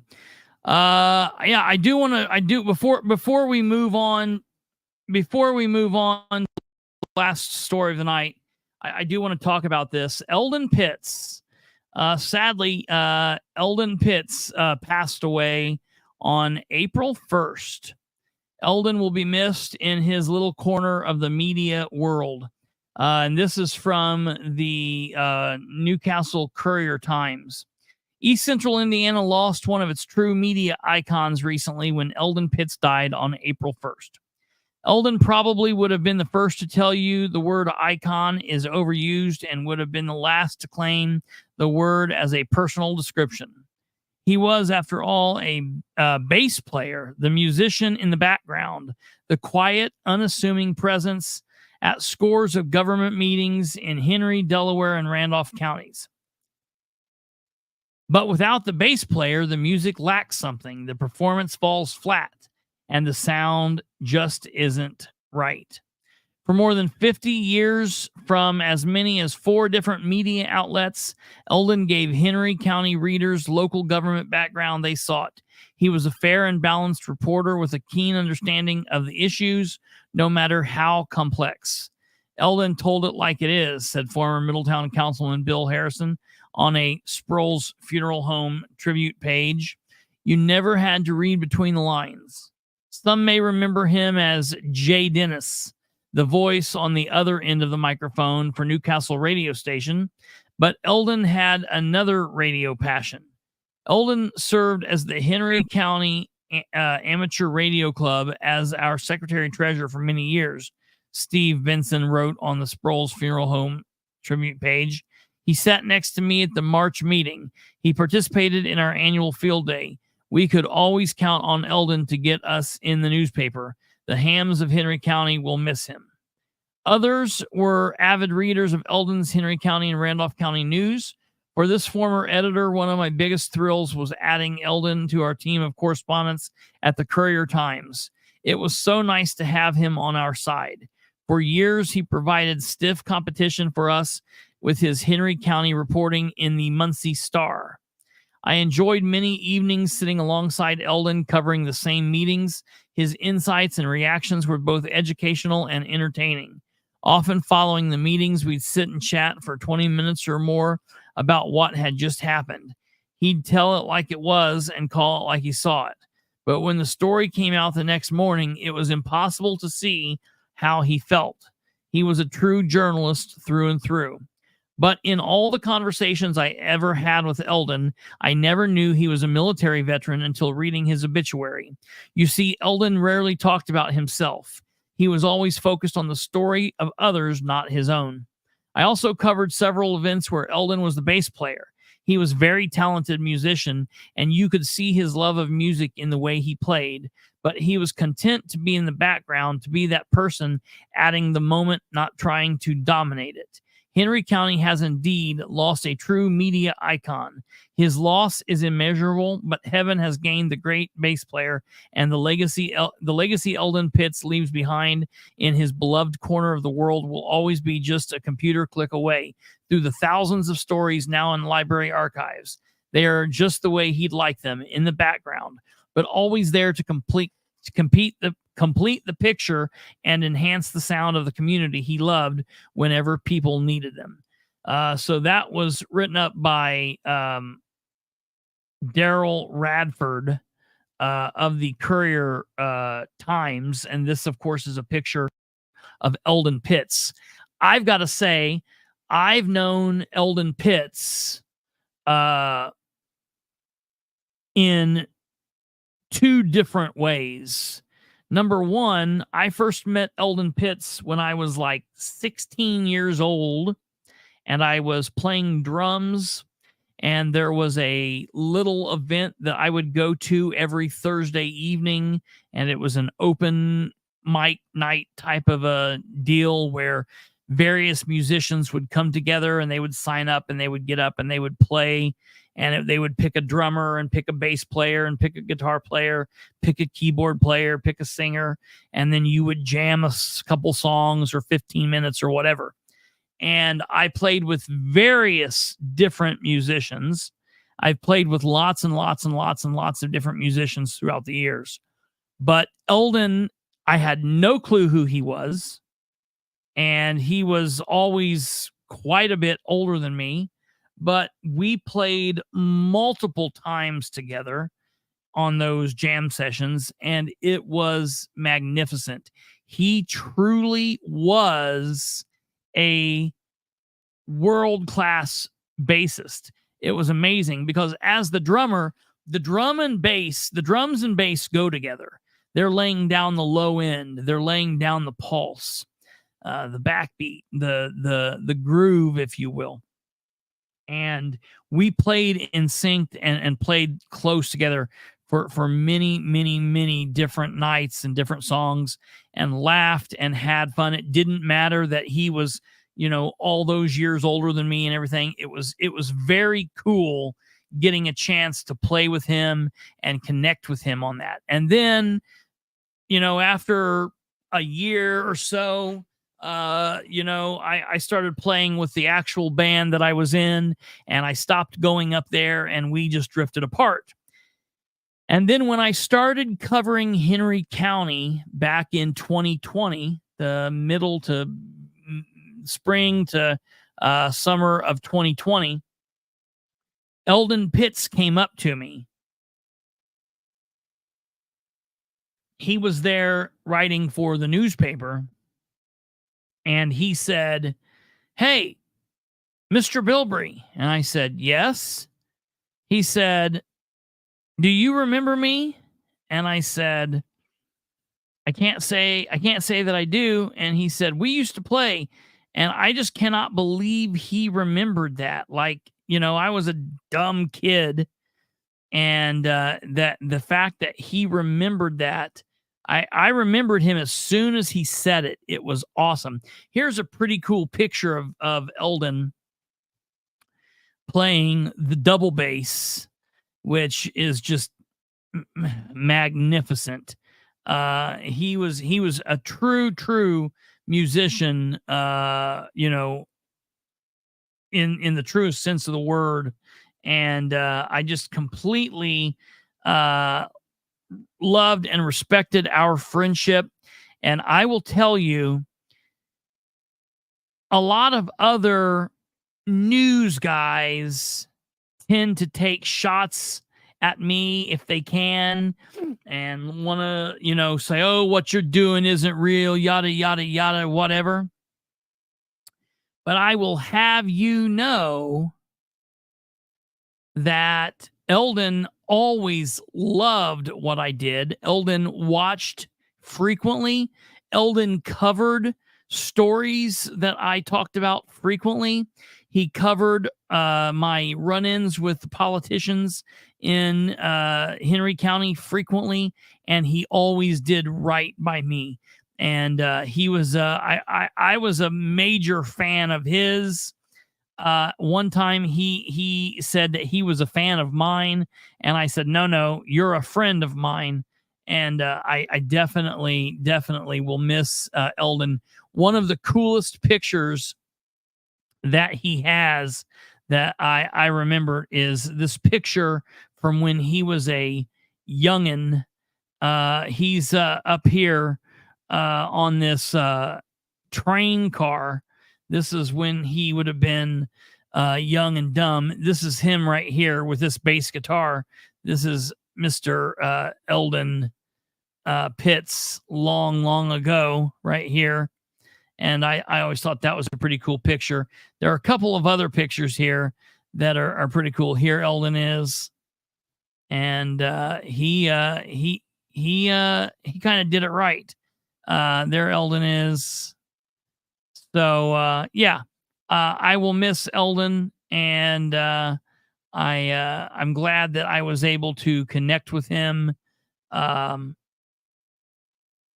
in several different ways, and it's definitely a loss. So I just wanted to say that before I forgot that. All right, moving on. Before we get out of here, I do need. We've got the ball of death. Hold on.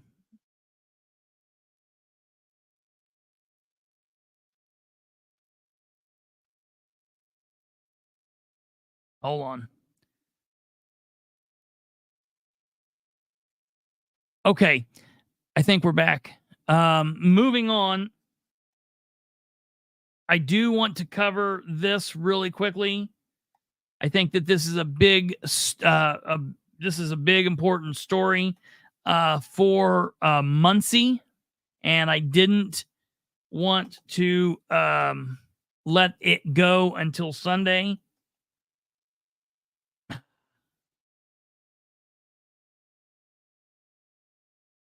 So I wanted to pull this up. Give me a second here.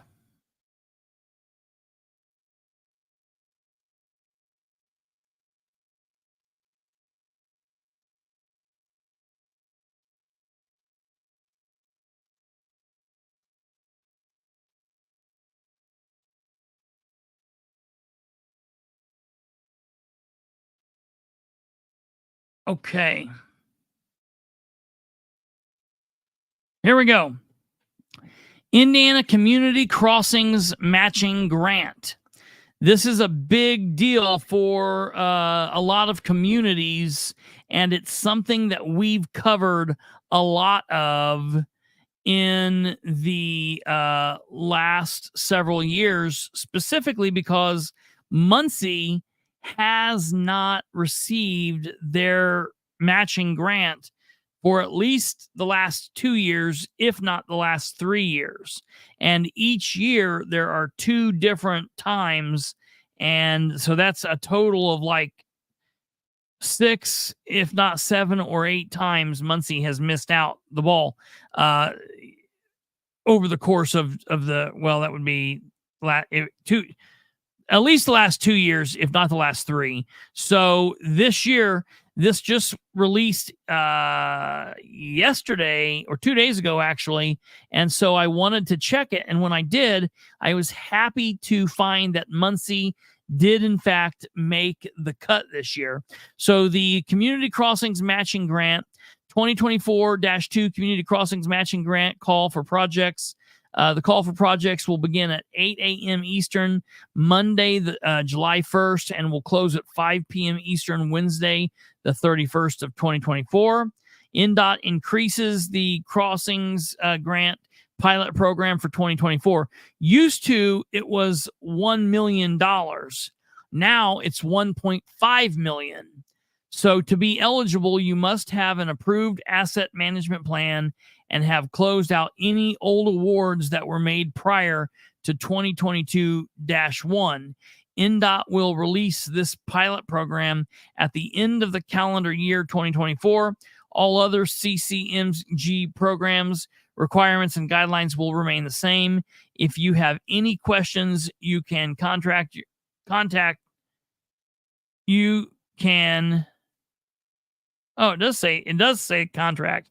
You can contact your district local program directors for information. The 2024-1 Community Crossings Matching Grant call for projects in April of 2024. There were 252 Indiana cities, towns, and counties that received a combined total of $207.3 million in state matching funds for local road projects through the Community Crossings, a component of the governor's Next Level Roads program.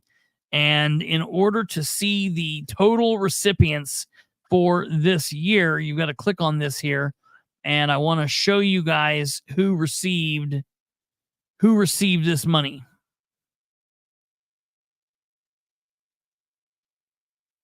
Okay. So we're going to go down through and we're going to look at all of the communities that we kind of look at. So Anderson received nearly all of it this go. They received $1.4 million. Let's see. Come on down here. Batesville received $1.2 million. Blackford County received $226,000. Now they can receive the other amount on the back end if they're so inclined. Bloomington received $745,000. Let's see here. Chesterfield received $472,000. Clark County received $1.1 million. Connorsville received $374,000.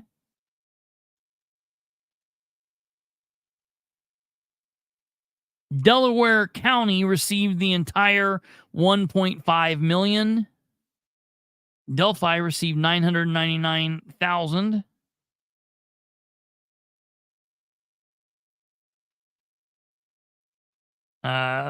Let's see here. Elwood received $749,000. Fishers received $1.5 million. Fort Wayne received $1.5 million.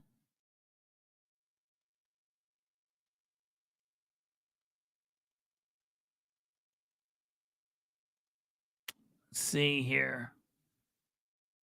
Starts to kind of get blurry. Hamilton County received 1.5. Hancock received $919,000. Henry County received $1.5 million, so they received it all. Everybody should be happy to know that in Henry County. Jay County received $1.1 million. Knightstown received $644,000.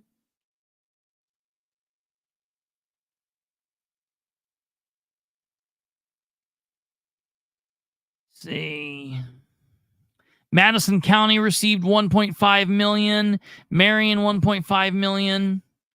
McCordsville $346,000. Middletown received $109,000. Mitchell received $152,000.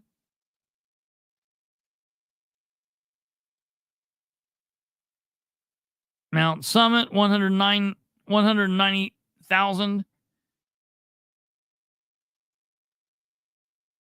Muncie received $1.5 million during this round.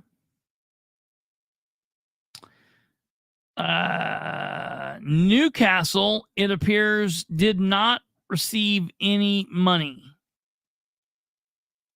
So I don't know why. We'll have to look and see, but they did not receive any money.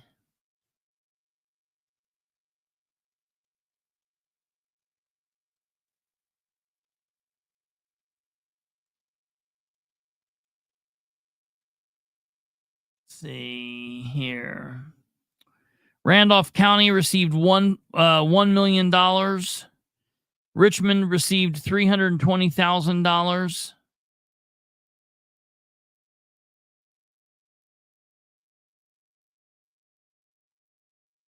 See. Rush County received $485,000. Rushville received $300,000. Saratoga received $40,000. That's amazing.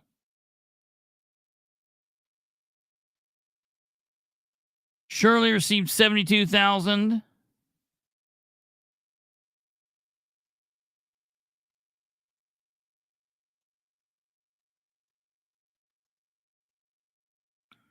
Union County, $1.2 million.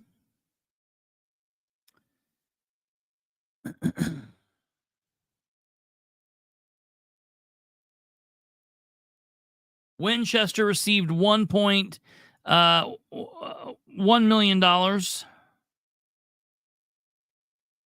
Yorktown received $348,000, and that's the end of it. So a lot of communities around here did receive money.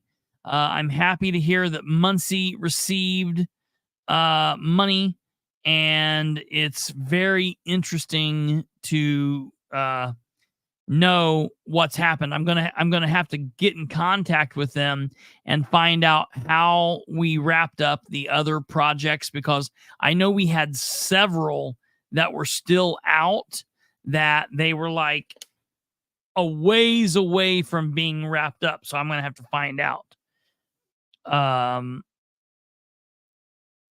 That has Mayor Dan planning how to spend it. Absolutely, that's very true. I missed most of the show. Did you talk about the meeting that happened in Henry County Monday after the eclipse? Are you talking about the city council, the Newcastle meeting?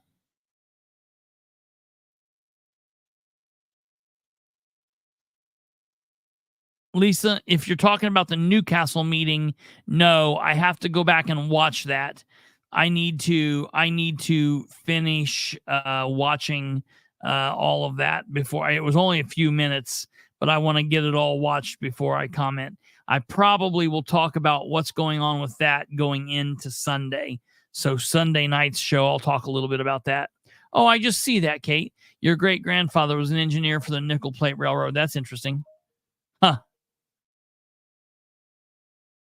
I was just going back here and checking some of these comments. I want to know who's responsible for the roads in the city. Well, that's the last thing that we will talk about. So, did we cover on here the city engineer being terminated? Yeah, we covered that. Did I cover the email that I received back from Counselor Nora Powell?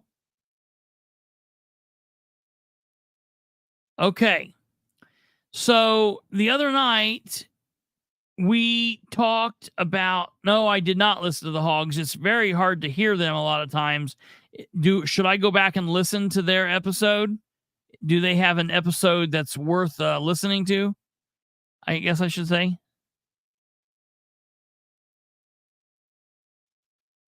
So let me show you this here real quick. I told you this would be a little bit more of a laxed show. Let's see here. We get this in from, where's it at?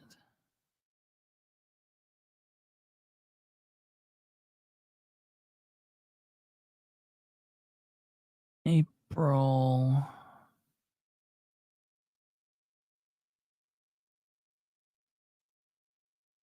Oh, right here we go. Okay.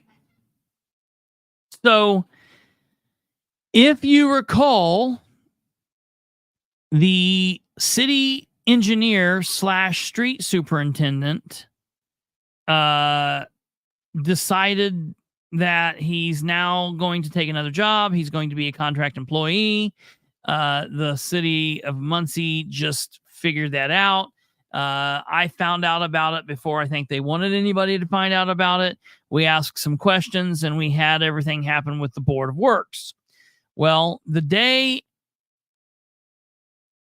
same day of the Board of Works, after the Board of Works, but before I talked to you guys, I got an email from Nora Powell, but I didn't know it until yesterday.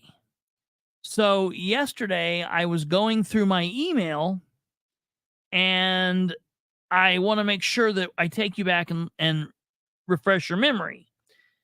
Last week on April 5th, I sent an email to Ridenauer, Michelle Owen, Micah Wilson, and then the 9 council members. And my email said, "Good morning. I'm sending this out at 11:16 on Friday the 5th. This email is directed to the mayor and or his administration. Can you advise when Adam Leach became a contract employee? Why this happened? What are his duties now? What is the payment schedule? What does this change from your perspective or from his perspective? What will you be looking to find a full-time street department supervisor? Also, I would like a copy of his contract with the city. I have also copied the council on this email just for their information. Please let me know if you have any questions that I can answer, which will help you to fully and accurately answer my questions." Well, then we did the show that night. We talked about everything. And then Thursday, I received this email that she'd actually sent on Wednesday. Nora replied back to me and to Dan and to everybody else. And so her message is really not to me. It's really to the mayor, but she copied me on the reply. It says, this is from Nora. "I received Michelle Owen's press release earlier regarding Adam Leach's transition from the city engineer to contract employee after accepting a full-time remote position with WSP engineering firm. The press release explained that he will continue on as a contract employee while the city looks for his full-time replacement. Like Mr. Bilbrey, I am curious what his departure as a full-time employee will mean for the Muncie Street Department. Do you have his replacement for that position? If not, who will be the interim superintendent? Surely you won't allow such an important full-time city position, such as the city street superintendent, to go unfilled or be contracted out. Will Mr. Leach's contract fee be paid out of the street department's budget, Fund 0708? Will it be paid out of edit dollars or another city fund / line item? Lastly, congratulations to Mr. Leach on his new appointment and position with WSP. Thank you, Nora Powell." Well, that got me to thinking. I was really interested. Nora really brought up some interesting points there, and it kind of jarred me to think. So I then fired off another email to the mayor, and again, I copied everybody that was on the original email. And my email said the following: "I too received the comms director Owen's press release reference Mr. Leach. After watching the mayor at the Board of Works meeting Wednesday morning, some of how the mayor's presentation to the Board of Works was interesting. The mayor started to say when the contract would go into effect, making it seem like it would be after the Board of Works president signed it, which of course would have been Wednesday, April 10th, 2024. But the mayor did not finish that sentence. However, he then went on to say that he, the mayor, had signed the contract on April 4th. And then the mayor said that Mr. Leach was no longer a full-time employee as of April 1st, 2024. Okay. So that seems like par for the course, really, when it concerns the Muncie mayor's administration. But does that mean Mr. Leach has not performed work for the city of Muncie from April 1st through Wednesday, April 10th at 9:15 p.m.? Can you advise what's going on? I sent out my first email on April 5th, 2024. However, I was aware of this as early as April 2nd, 2024.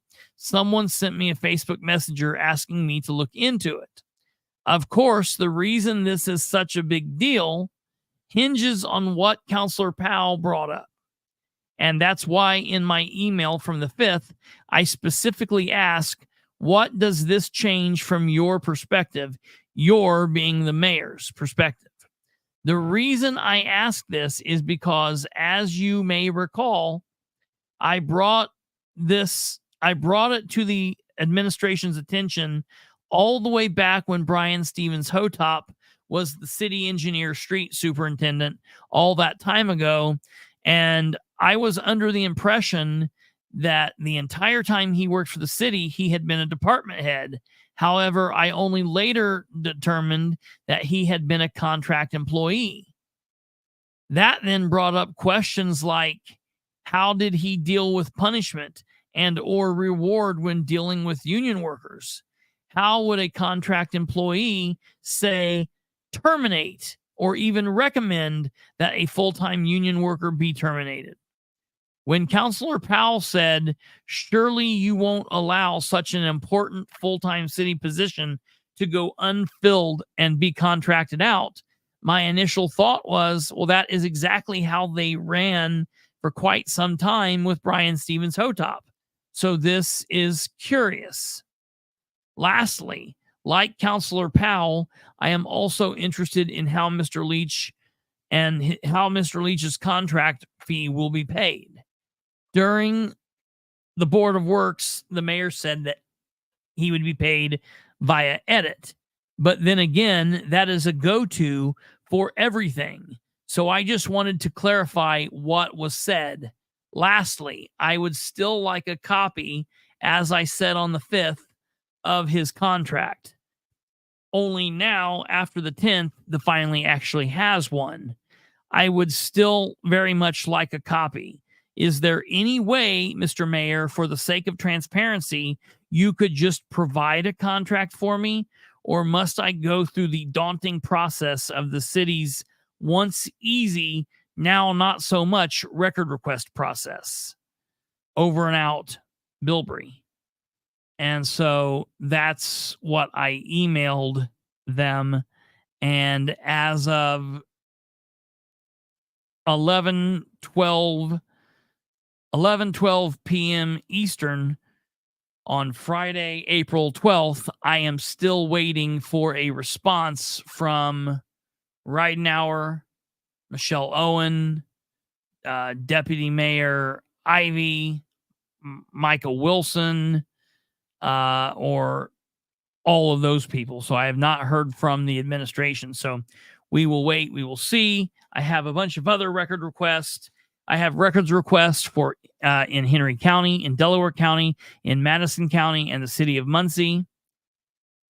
I need to follow up on a question to Rose Selvey, Dale Basham. I need to follow up on the situation with the Muncie, the Delaware County Redevelopment Commission, and all of this stuff going on with Adam Leach. So I have it all here. We will keep you posted Sunday through Thursday at 9 p.m. Eastern, as you know, right back here.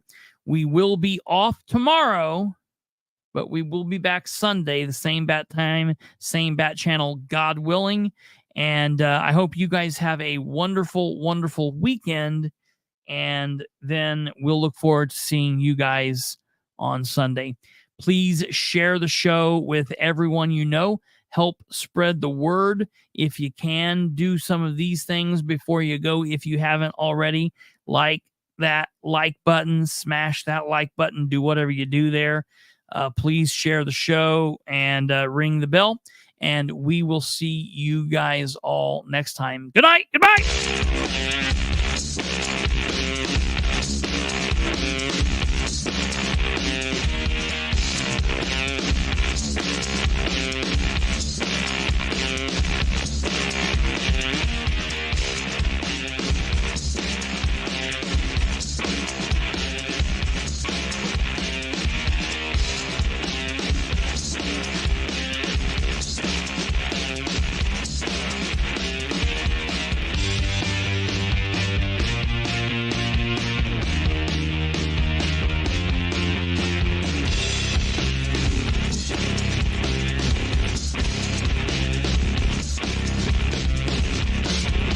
I will do, E-Jack.